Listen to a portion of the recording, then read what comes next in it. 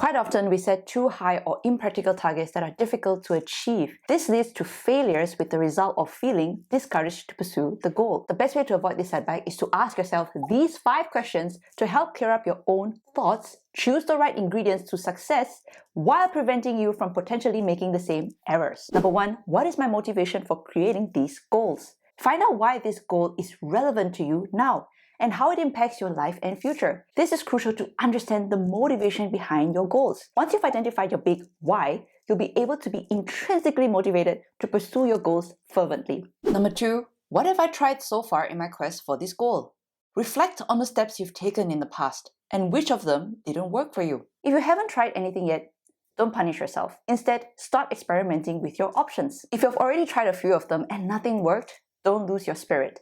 Now you know what didn't work for you, what you should avoid doing, and how you can do better. Number 3, are my goals SMART? SMART is a well-known acronym typically used across the corporate world when goals are being set. So what is SMART? Specific, what is the exact nature of your goal? Measurable, how will you track the growth?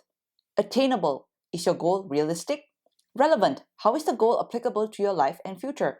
Timed, what is the deadline for achieving the goal? Number 4, how am I approaching my goals? There are 2 major ways of approaching a certain goal. One is because you want to avoid pain, and the other is because you are looking for growth. You need to question yourself to find out exactly which approach you want to take, because each of them presents different results. For instance, you see you have gained a little weight. If your approach is to avoid pain, you will simply work out to shed the extra pounds and stop once you've attained the goal. On the other hand, if your goal is motivated by growth, then the reason for exercising changes. At that point, your ultimate goal becomes being able to take part in physically challenging activities like hiking or rock climbing. Number 5, what has gotten in my way of achieving my goals in the past?